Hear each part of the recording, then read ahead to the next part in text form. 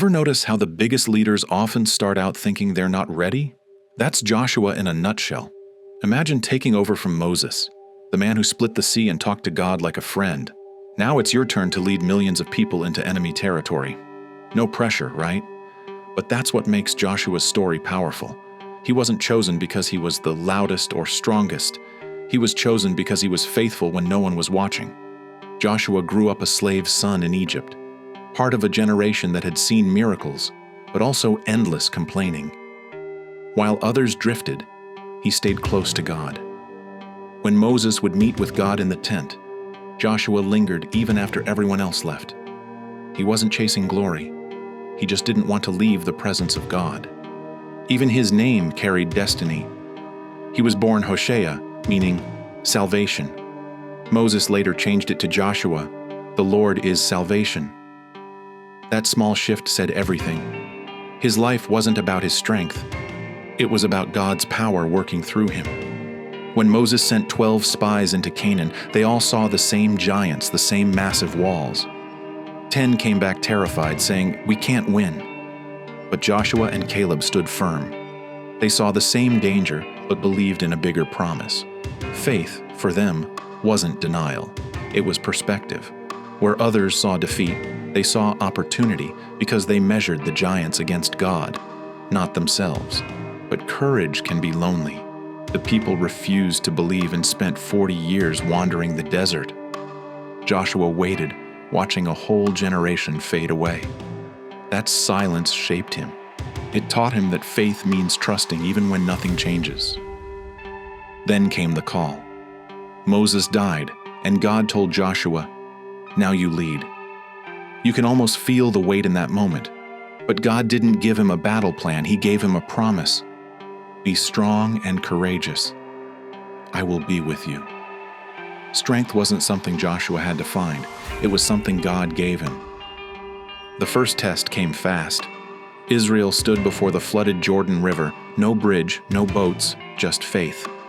When the priests carrying the ark stepped into the water, the river stopped flowing, and the people crossed on dry ground. It was God's way of saying, "I'm still here." Joshua marked the spot with 12 stones, a memorial for future generations, a reminder that God makes a way where there isn't one. Then came Jericho, a fortress no army could touch. God's plan? March around it. For 6 days, silent. On the 7th, march 7 times, blow the trumpets and shout. No swords, no siege engines, just obedience. And the walls fell. It made no sense militarily, but it showed something eternal. Faith isn't logic, it's trust. Not everything went smoothly. When one man, Achan, disobeyed and hid forbidden treasure, Israel faced defeat until they dealt with the sin. Another time, the Gibeonites tricked Joshua into a treaty because he didn't ask God first. Even great leaders stumble when they stop listening. But Joshua's faith never wavered for long. Battle after battle, city after city, Israel conquered the land promised to Abraham. When the wars finally ended, the land was divided among the tribes, and peace settled in. But Joshua knew peace could make people forget. So before he died, he gathered everyone and spoke words that still echo through time. Choose this day whom you will serve. But as for me and my house, we will serve the Lord. It wasn't a dramatic goodbye, it was a challenge. He reminded them that not one of God's promises had failed, and he made them decide what kind of people they'd be moving forward. Because faith, he knew, isn't just for battles. It's for ordinary days when it's easier to drift than to trust. Joshua's story is really about what courage looks like when you have every reason to be afraid. It's about how strength comes from faith, not bravado.